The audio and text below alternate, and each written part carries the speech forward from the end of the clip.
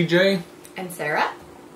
It's a Wednesday.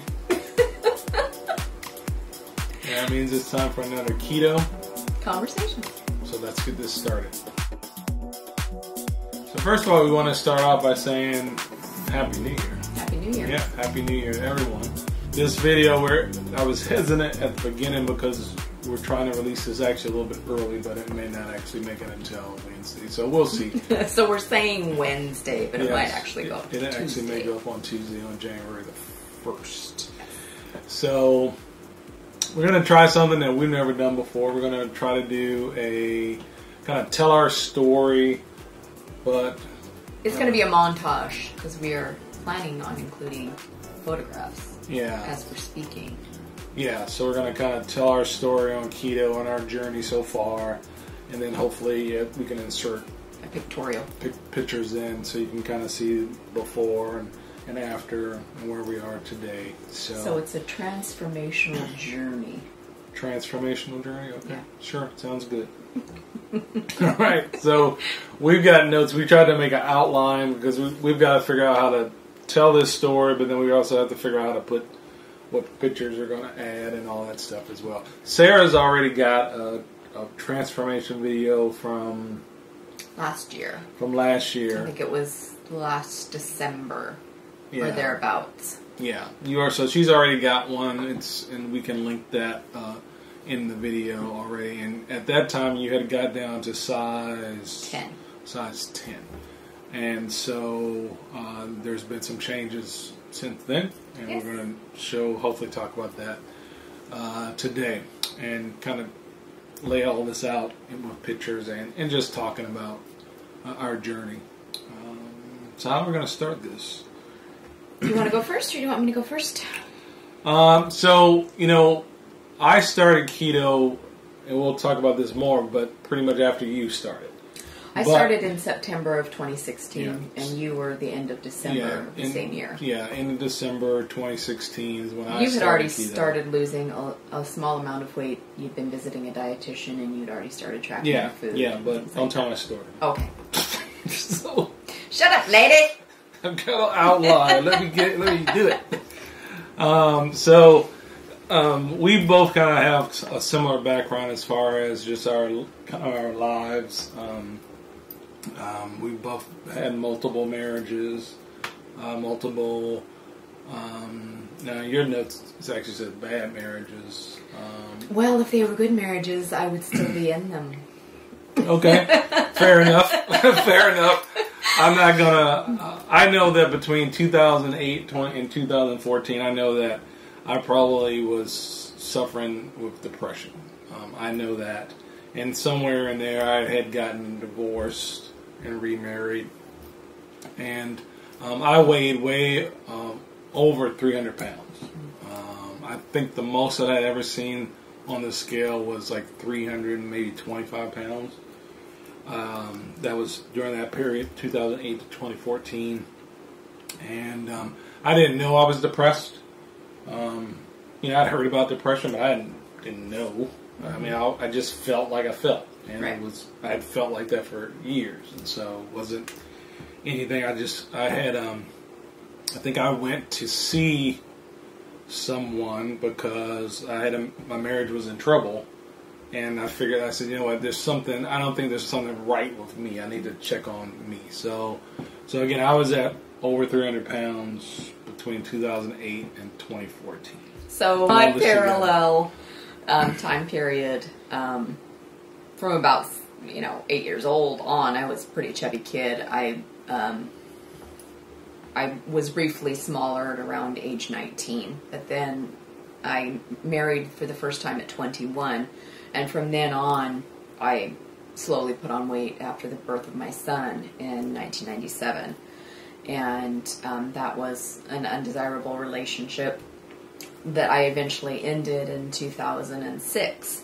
I remarried in 2007, and in 2007, for a brief period of time there, I got down to about 170 pounds, and that was through extreme workouts, intense cardio, weightlifting, calorie restriction, that kind of thing. But as we all know, that's very difficult to maintain. So that didn't last, especially since I had 2 more children very close together in about 2010 to 2012. So then after back-to-back children, then I started to put on more weight, and that was the end of my second relationship. So that, you know, anytime you end a relationship, it can be very stressful, and a lot of times you turn to food / alcohol or sugar or other things, crutches, to help you get through that. And at the end of that relationship, I ended up with a 2-year-old and a 7-month-old baby. So there was a lot of stress. So of course that can make you put on weight. Mm-hmm. Yeah, and I didn't have any kids until my daughter was born in 2008. 2008. Mm-hmm. So. Do you want me to help you? No, it's fine, because I'm bad with dates, so. I know. I know how old she is now. I should know how old. I should know the year, because it's actually exactly 10 years old. So yes, it's 10 years. So, but she was born in 2008. And again, that marriage, there was some stressors from the very beginning because of some other situations with my ex-spouse, and so it was just a stressful time, and I put on weight. I just put on a lot of weight, and so, and again, that's when I found out that I was diagnosed with depression, that's when I was diagnosed with depression, and then that marriage eventually ended. And then, so now we're talking up to when you and I started, when you and I met. Yes. We met in 2014, in about October of 2014. And so we'll insert a picture here of one of our first dates was going to the Comic-Con convention. Yeah, comic book convention. So, as you'll be able to tell from the photographs, both CJ and I were pleasingly plump when we met each other, so it wasn't, we weren't looking for 6-packs when we were trying to find a mate. So, but, as things happen. I think we were looking for coolers. Yeah. I'm sorry. So, how things happen when you get together with someone and you're happy. And I like to cook. We both like to eat. Yeah. So, over the next 2 years, we both steadily put on more weight than even when we had first met. Yeah. So you'll see through some of these pictures, Easter, the beach. Yeah, but in 2016 though, I had started, for some reason, I'm trying to remember this as we're talking. You had been diagnosed with. Well, that's right. In 2016 I was diagnosed as a pre-diabetic, and then later it was okay. You've got type 2 diabetes. And so I was put on metformin. What else was I on? Some stuff for my liver, a statin. Mm-hmm. Something for my kidneys. I think that was just a precautionary thing. And so then I started to do what I knew how to do, and that was try to lose weight. So I had gone to a dietitian, and I started exercising and lifting weights and walking, and so that was probably. You were tracking your food. I was tracking my food. That was probably the middle of 2016, and so I lost some weight doing that, and I actually started another blog called -100pounds.com. I just mentioned that because the whole point behind that blog was to keep me accountable. Right. Because that works for you personally. Right. It was to keep me accountable and to kind of document my journey to try to lose 100 pounds. So I still, even from keto today, I still haven't lost 100 pounds. But that's okay. Because weight loss is not linear. Yes. In case none of you knew this already. Yes. But it would be really nice if it just careened down in a nice downward slope. But that's just not the way it is. If just to give you some perspective, when I first started, we first started this story, I was wearing size 54 pants. Okay, and probably about 2016. So we started at the end of I started at the end of 2016. You told me it was December 28th. Right, it was December 28th, 2016, and then So, and I started making some progress. So, but go ahead, you talk some now, because. And then I had started the ketogenic diet in September. Now, why did you start? You know, my mother had gone through cancer and had used the ketogenic diet and intermittent fasting, along with some other things, to help with her squamous cell carcinoma.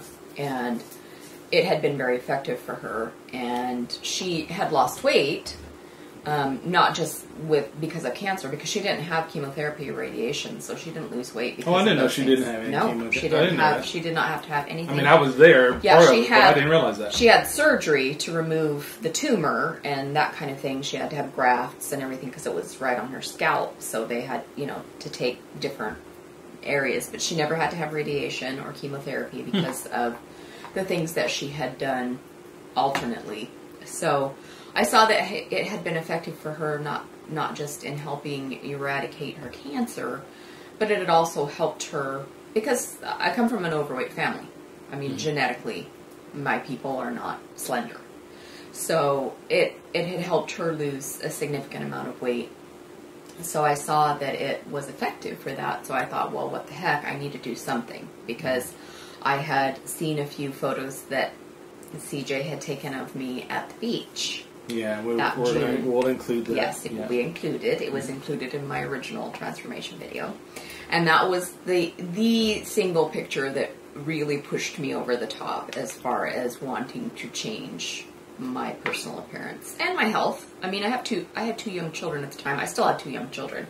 So, and I was a single parent at the time. It was important for me to realize that I needed to take better care of myself, set a better example, consider, my longevity. Sure. So, anyway, I decided to start keto. I'd really never done low carb before.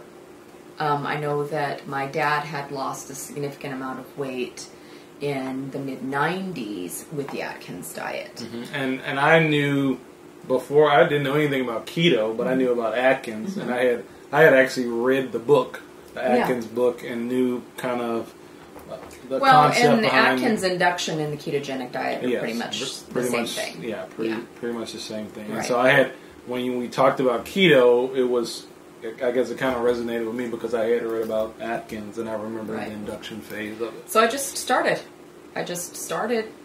and kind of felt my way. I've never been a tracker. I've never been a food logger. I don't. Yeah, you tried to log one. I've tried to do a couple of days, and it doesn't mesh with me. I'm an intuitive eater. So I just went ahead, and to me the most important part was keeping my carbs low, and that has been successful for me.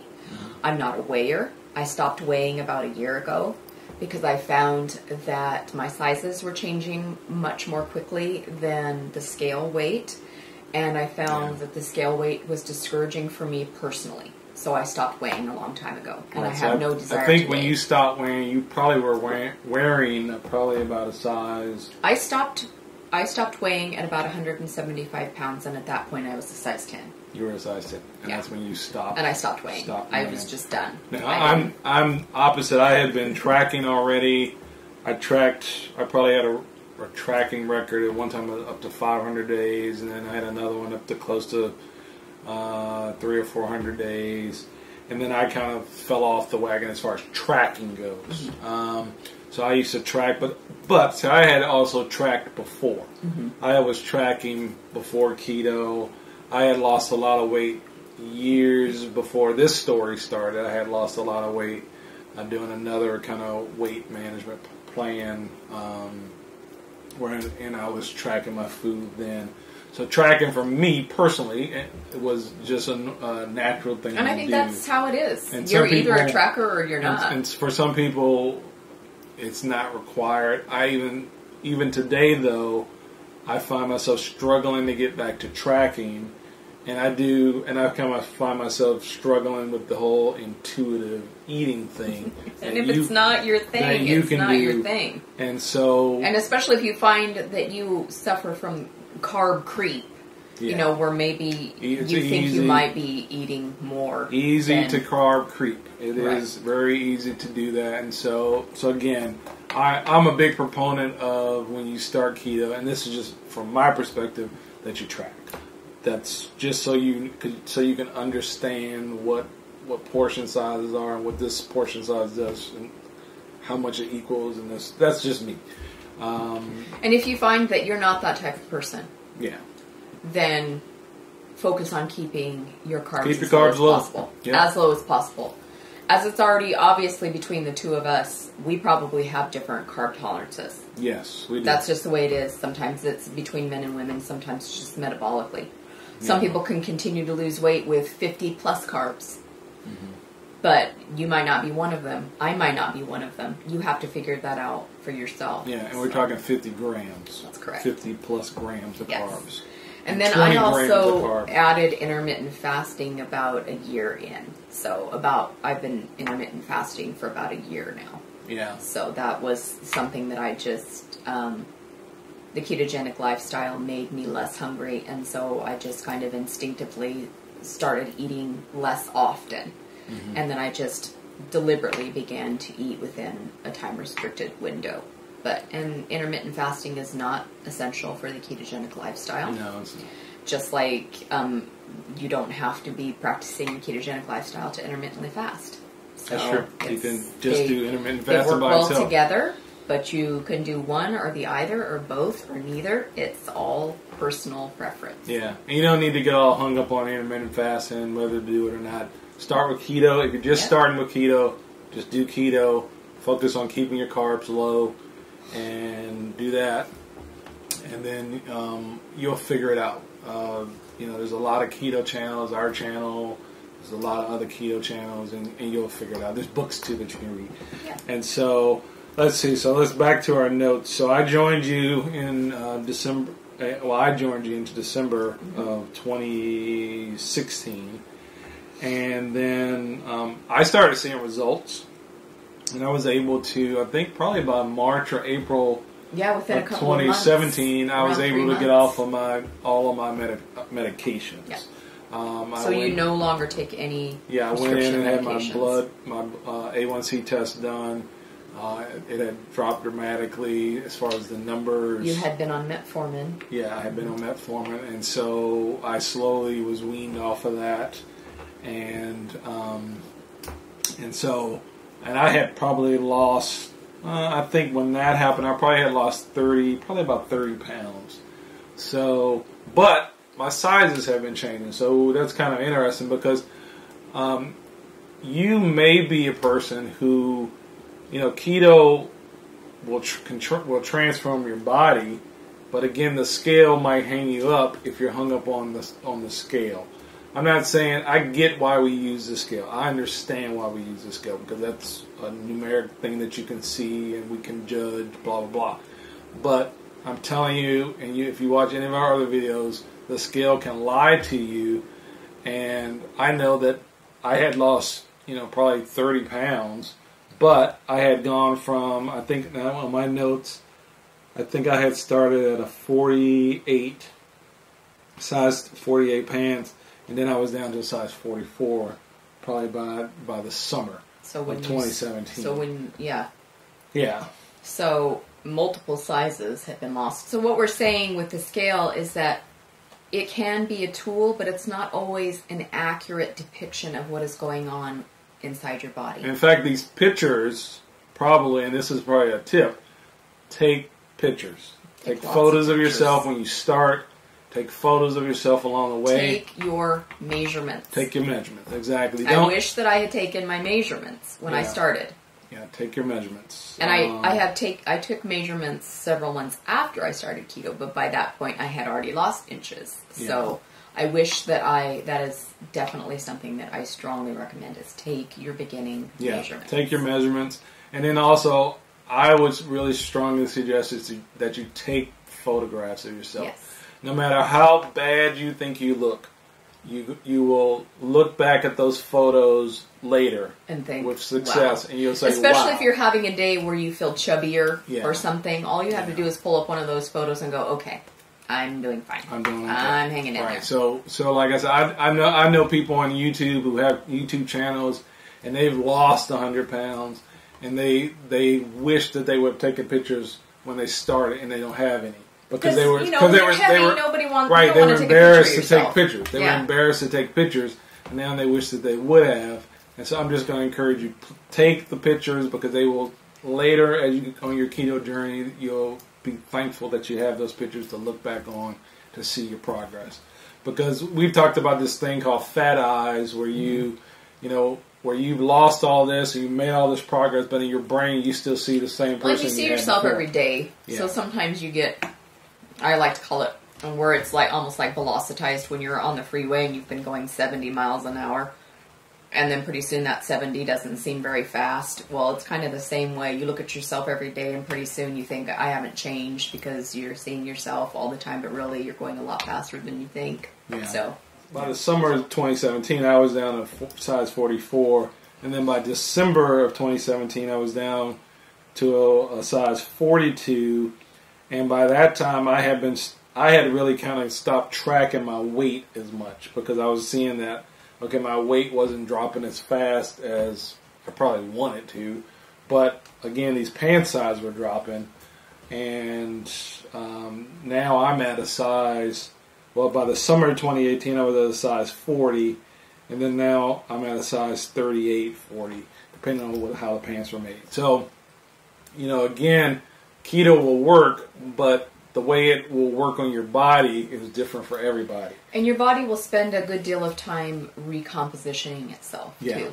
So even if you, like CJ mentioned before, even if the scale doesn't appear to be changing, your body is changing the way that you're shaped and the way that you have put on your weight. And we don't want to lose just weight. You don't want to lose weight. You want to lose fat.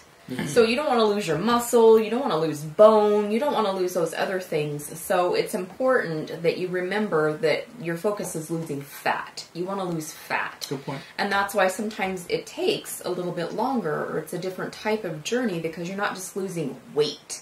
You're trying to lose fat because you want to preserve the other things. You want to preserve your muscle mass. You want to preserve your bone. And also consider the fact that even though your weight loss journey is not linear, neither was putting on the weight. You didn't slowly put on, like, I put on 30 ounces today, and the next day I put on another 30 ounces. That's not how, you gained 10 pounds over a holiday, and maybe you lost, 3 or 4 of that, but then the next holiday came, and you put on some more, and pretty soon, 10 years later, you're 100 pounds overweight. So, similarly with weight loss, sometimes it's a little here, you might gain a little, you might lose a little more. Yeah. It's not linear. And I have done all kinds of weight loss programs. I've done Weight Watchers. I've done calorie restrictions. I've done lifting weights and eating 6 times a day, 6 small meals a day. And the weight loss has never been a straight linear line. It has always been a ebb and flow. Mm-hmm. And it's just something that you have to keep sticking with. So that's just something to remember, even with keto. Keto works. Has this been the longest you have ever practiced a diet plan? This has been the longest I've ever practiced eating a certain way. Eating a certain way, and it's been the easiest to do, in my opinion. It's been, keto to me has been the easiest way to lose weight that I have ever done before in my life. And that's, and some people I know when they start keto, they think about all the stuff that they're giving up and all the stuff that they can't have anymore. And, I have to admit that because you and I are together and we could work with each other, and we make different kinds of foods and we try different things, but the foods that we make and that we put on the channel, those are just foods that we're eating. We're not just making them so we have some content. We're actually eating that food. Yeah. We don't eat that food. Sometimes a couple of times, depending on how many times I can make a recipe. We don't eat the food we don't just make the food to have content and then throw it out. We actually eating that food, but we don't eat that food every day either. No. But, we make a recipe, we put it on YouTube. But even if we didn't have a YouTube channel, we I still would still be doing this. We would still be trying experimenting and trying to find familiar. new foods so that we could continue to have success in this lifestyle, because we love the keto lifestyle. Okay, so I've been talking a lot and you haven't said it much more. I think we're almost done. Oh, well, yeah. Let's see, blah, blah, blah, 2 years. Mm-hmm.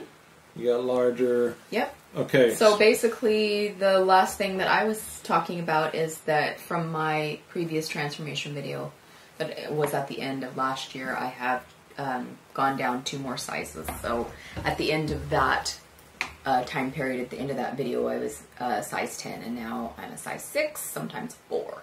So yeah. So even in the space of a year, even though I have not been deliberately trying to continue to lose weight, I have still continued to get smaller. Yeah.